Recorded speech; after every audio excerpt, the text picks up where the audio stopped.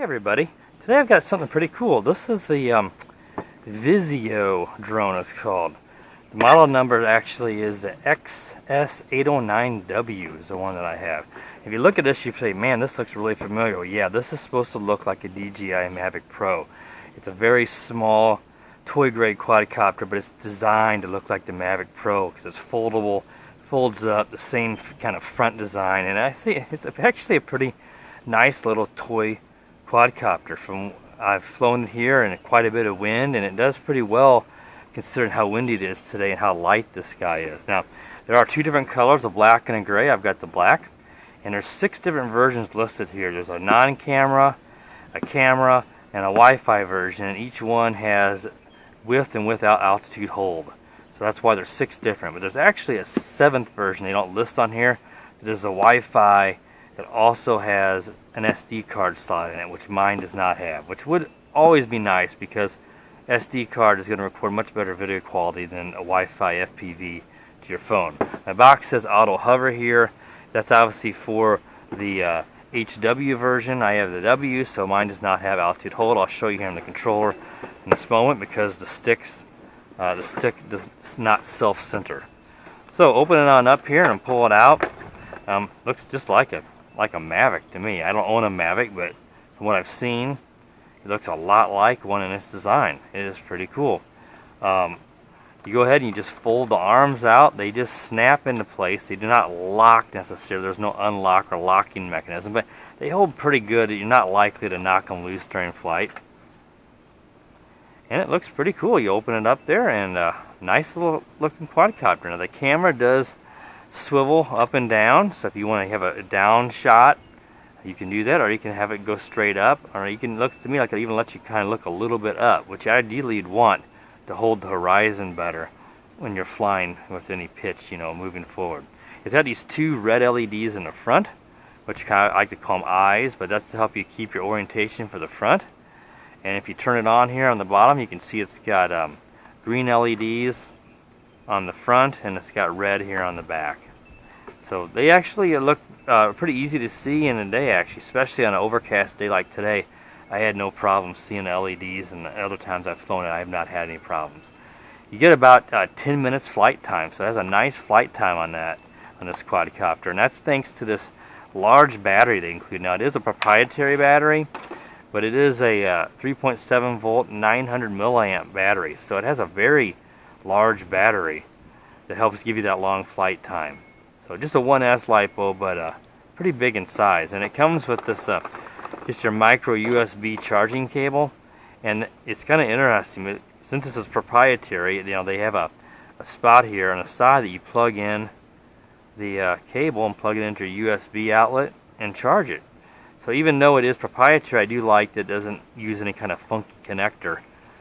You can use a micro USB cable, so everybody's got tons of these lying around, so if you misplace it, you don't have to worry about ordering a special charging cable. So that is a nice thing that they at least thought of. The charge time on this, the instructions says 60 to 70 minutes, but it took me about 2 hours.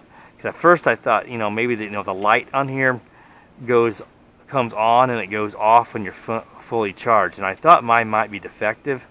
But about 2 hours the light did go off, so it just takes longer than the instruction manual says if you've drained it all the way down. Obviously if it's only halfway or partially drained, then it may take 60 to 70 minutes to charge it up. Let's see what else comes in the box here. It comes with a Phillips screwdriver for repairs and a full set of props, so that's always nice. It does come with a full set of prop guards too.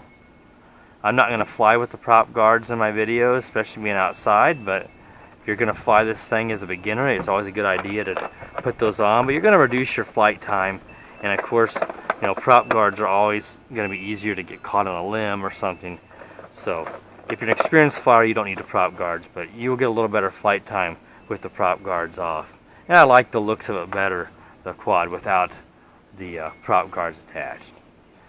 Let's go ahead and we'll go over to the controller. Now the controller has this centerpiece pops out and it raises up, and that's to hold your phone. Now my phone is an LG G4, a little bit older phone, but it has a curved back, so it does not hold well in this, but I can't knock the company for that, because most phones don't have that. So I encounter this problem with almost every single one of these Wi-Fi FPV drones with the phone holder. Almost every one doesn't want to hold my phone. So that's just my phone. It's not a knock against them. So I'm going to be flying using my tablet here, and I'll show you the app here in a moment, because then I can record video and you can see it better. And I'm not going to fly by FPV. I'm just going to keep, my flight review, I kept it basically here in my backyard. So I didn't need the FPV. I was doing it more to record the video. I do like that it's very nicely labeled. That's always nice when you have these, because it's very easy to get your controls mixed up or forget them. And these are all labeled, or they have pictures, and we'll go over those in just a moment here. It does not have altitude hold, like I said, so I think that's good for beginners, so you're not relying on it. But like I said, they do make an altitude hold version of all three of these. It has a full set of pitch and roll trim here on this little control pad. On the top left is your 3 rate speeds, and I flew it in the highest rate because of this wind when I did my flight review a while ago. And then you've got your 3D flips here in the direction that you want to flip. And there's your power button here. It takes 3 AA batteries. You got a photo and a video button. Now that would work on the C version, or if you happen to get the Wi-Fi version that some vendors carry that does take the SD card. Because if you see here, and I don't know if this will show up, there's a spot for an SD card, and it shows a little slot. This is just empty. My friend John Coopy, he opened his up. He had the same exact one as me.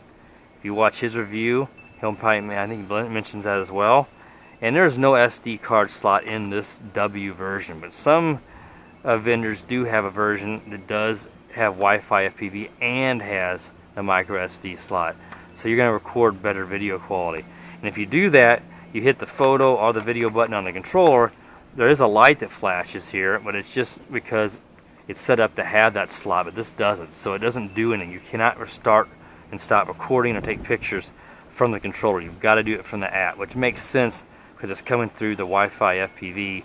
You got to tell the app to record it locally to your phone or to your tablet.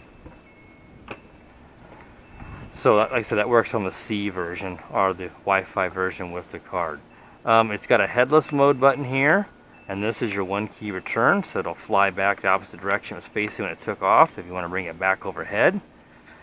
Your takeoff and landing button here, and a propeller emergency stop. The takeoff and landing button does not function because it is a not altitude hold version. If you have altitude hold, then it knows how you take off, it takes off, and it stops at the height that is preset out of the factory. And since it doesn't have altitude hold or barometer, it doesn't know how high to take off, so this is disabled. If you get the H version of these, then this auto takeoff and the auto land will work. This is your emergency propeller stop. So really well labeled controller, and it works really nice. So pretty straightforward on that. To calibrate level for the gyros, if it's flying funny or it's tilting on you or anything, you know, I always like to do it on my first flight, or if I crash it, that should be down and out until the lights stop flashing, and that calibrates your gyros. So that's everything for the controller. I think that's everything for all the contents of the box. So I'm going to go ahead and we'll look at the app. Now the app is called XSW UFO, which I have right here, and I hope that there's not too much glare and this shows up. I'm going to go ahead and I'm going to turn on the drone.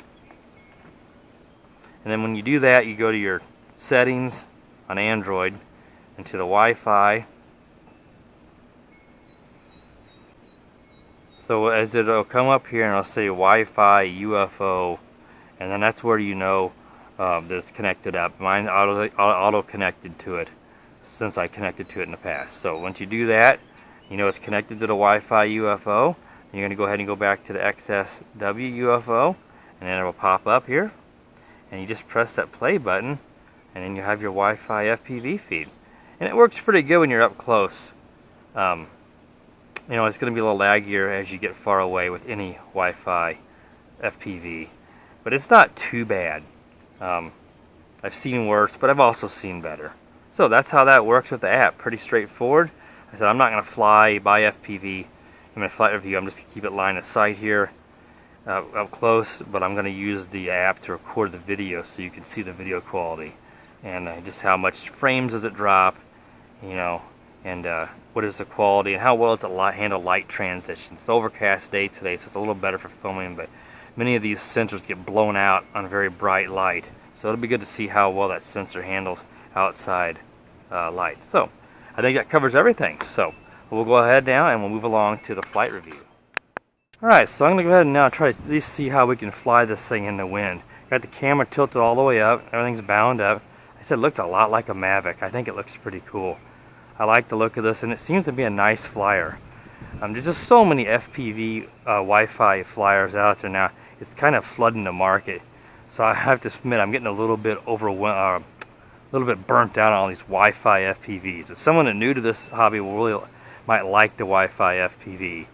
But I'm hoping that they move along to something else for the FPV on many of these quads. This is a nice flyer, but the FPV is probably not going to be very good.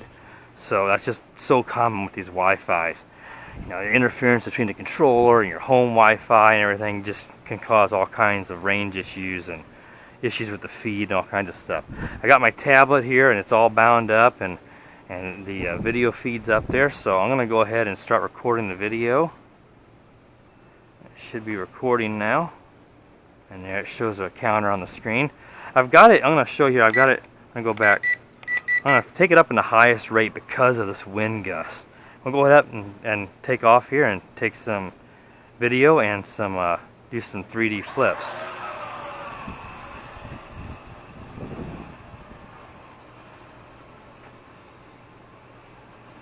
Now overall, I think it does pretty good. It seems to fight the wind fairly well for being such a lightweight, you know, toy quadcopter, but it's decent size.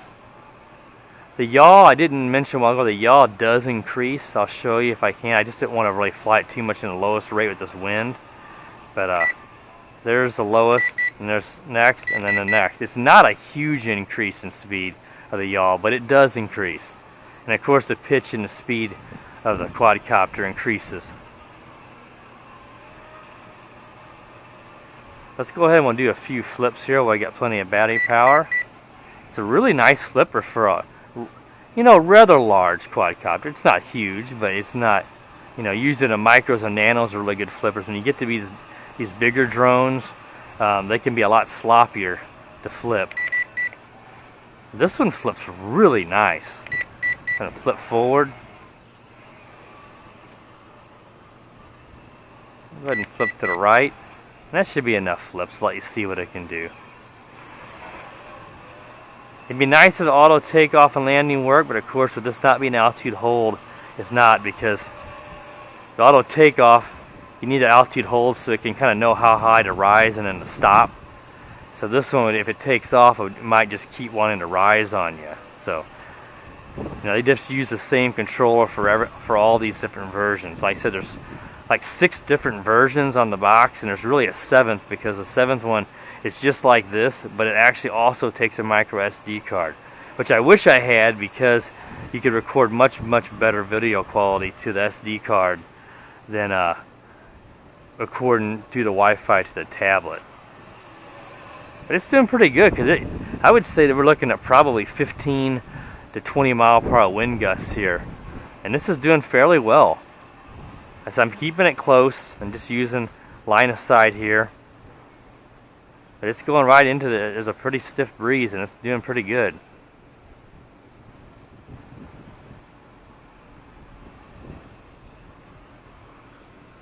I'm not pushing it too hard because of that wind.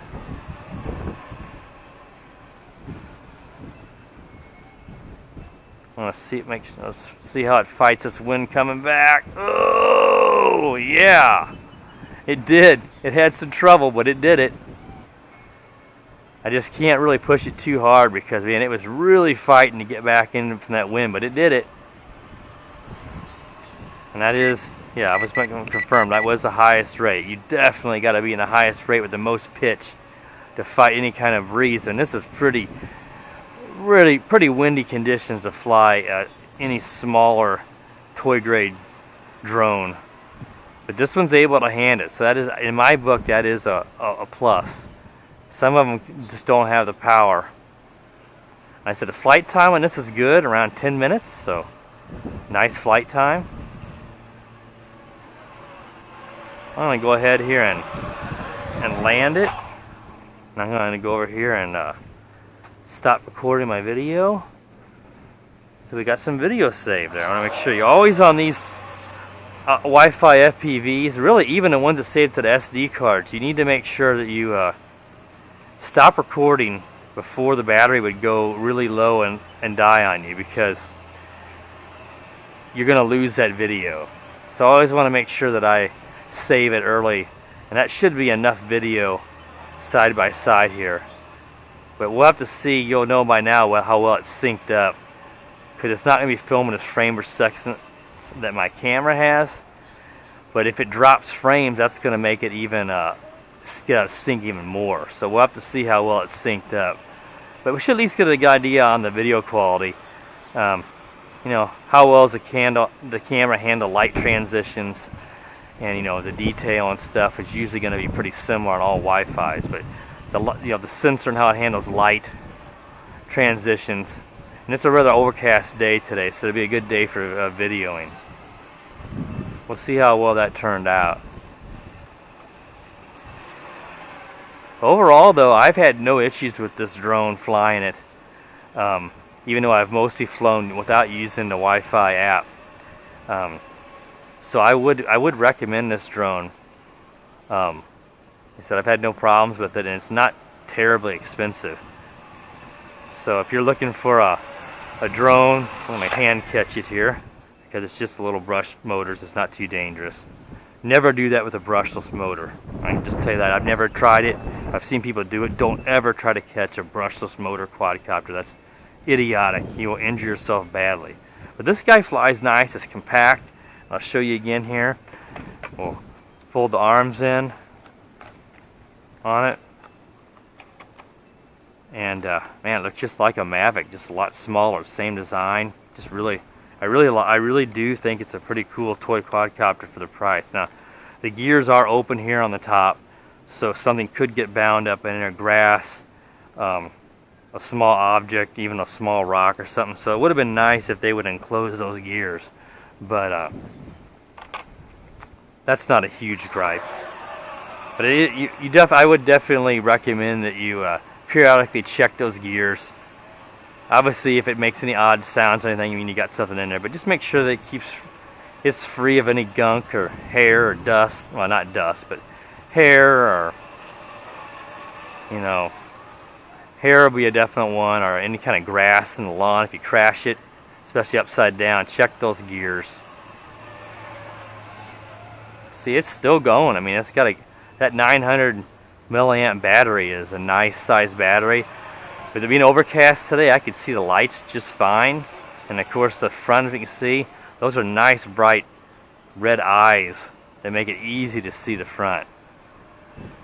I think that should be enough to let you see how it flies, the flight characteristics. I'm going to go ahead and land it here.